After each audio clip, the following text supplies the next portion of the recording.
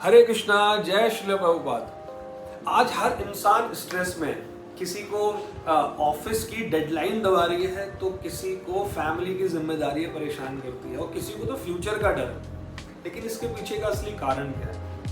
हम लोगों ने ना अपनी लाइफ से भगवान को ना अलग कर रखा है। और भगवत गीता ये कहती है कि अगर हम भगवान पर डिपेंडेंट जब तक नहीं होते ना, तब तक हमारी लाइफ से जो है वो स्ट्रेस कभी भी खत्म नहीं होगा। जैसे कि जो ऑफिस वाले या बिजनेस वाले जो पर्सन है, जब वो काम कर रहे होते हैं तो उनको ऐसा लगता है कि सब कुछ ठीक ठीक चल रहा है, हमारे कंट्रोल में सब कुछ है। लेकिन एक फेल्योर जब आता है ना, तो वो लोग पूरी तरीके से टूट जाते हैं। और यहीं पर भगवत गीता ये कहती है कि अल्टीमेट कंट्रोलर तो भगवान श्री कृष्ण है। तो अल्टीमेट कंट्रोलर जब वो हैं, तो अगर आप अपने किसी भी रिजल्ट का डेडिकेशन आप उनको करोगे, आप भगवान को कोई भी रिजल्ट डेडिकेट करो, तो देखना आपके माइंड का जो है ना स्ट्रेस, वो पूरी तरीके से खत्म हो जाएगा, बेशक आपका फेल्योर क्यों ना हो जाए। और इसके अलावा दूसरा इंपॉर्टेंट चीज तो ये है कि जो फैमिली पर्सन्स हैं, जो गृहस्था हैं, उनके घरों में ईगो क्लैश बहुत बड़ी प्रॉब्लम है। जैसे कि जो हस्बैंड वाइफ है, जो सास बहू है, या बड़ा भाई छोटा भाई, वो आपस में एक दूसरे को कंट्रोल करने में लगे रहते हैं। एक कहता मेरी बात मान, दूसरा कहता मेरी बात मान। लेकिन वो ये भूल जाते हैं कि अल्टीमेट कंट्रोलर तो supreme personality of God head यानी कि भगवान श्री कृष्ण है। तो आप कैसे कंट्रोल कर लोगे एक दूसरे को? और अगर भगवत गीता आप पढ़ते हो तो भगवत गीता में लिखा हुआ है, भगवान ये बात बोलते हैं कि हर इंसान, हर पर्सन वो कृष्ण का इटर्नल सर्वेंट है। तो अगर भगवत गीता हमने पढ़ी तो हम पूरी की पूरी फैमिली को कृष्ण की फैमिली मानेंगे।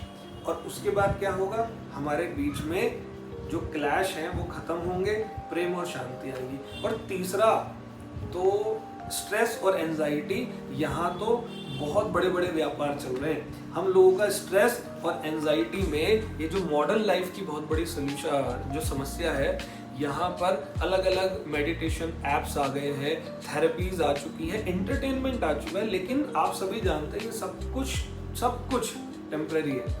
और वहीं भगवत गीता ये बात बोलती है कि सिर्फ कृष्ण का शेल्टर जो है ना, वो परमानेंट शांति यानी कि पीस देता है।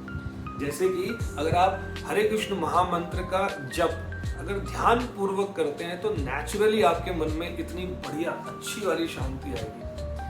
तो यहीं पर भगवान ने एक भगवत गीता में 18वें अध्याय में 66वें श्लोक में, जो कि गीता का सार है और बहुत इंपॉर्टेंट श्लोक है, उसमें कहा है कि सर्व धर्मान परित्याज्य मामेकम शरणं व्रज अहम त्वाम सर्व पापेभ्यम मोक्षयिष्यामि मा शुचा। तो यहाँ पर भगवान ये कहते हैं कि सभी प्रकार के धर्मों को त्याग कर केवल मेरी शरण में आओ, केवल मेरी शरण में आओ, मैं तुम्हें सभी पापों से मुक्त कर दूंगा, डरो मत। तो भगवान ने बोला सभी प्रकार के धर्मों को त्याग कर। तो यहाँ पर धर्मों को त्याग कर का मतलब ये नहीं है कि आप हिंदू हो, मुस्लिम हो, सिख हो और ईसाई हो, आप धर्म परिवर्तन करो, नहीं, ऐसा कुछ भी नहीं है। भगवान ये कहते हैं कि आपके जितने भी कर्तव्य हैं, आप एक काम करो, आप पैनिक मत लो, आप मेरी शेल्टर में आओ, वो पेन फिर मेरा होगा, वो आपका पेन नहीं होगा। तो यहीं पर श्रील प्रभुपाद भी तात्पर्य में बताते हैं कि हम जो मनुष्य हैं, हम सभी को मान लेना चाहिए, हम सभी को किसी भी काम के लिए भगवान की शरण में ही रहना चाहिए। और इसी से सबसे ज्यादा हमारे मन में जो है वो शांति आती है। भगवत गीता मॉडर्न जो समस्या है, मॉडर्न लाइफ की जितनी भी प्रॉब्लम्स है, उन सब का अल्टीमेट सोल्यूशन है। तो फिर चाहे ऑफिस का टेंशन हो आपको, और चाहे हो आपको फैमिली का प्रेशर, और चाहे हो मन का स्ट्रेस, असली सोल्यूशन है कृष्ण कॉन्शियसनेस।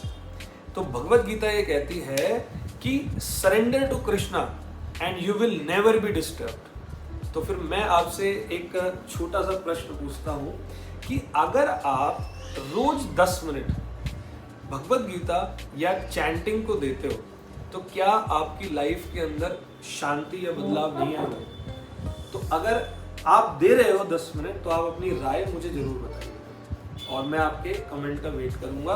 हरे कृष्णा, जय श्री प्रभुपाद।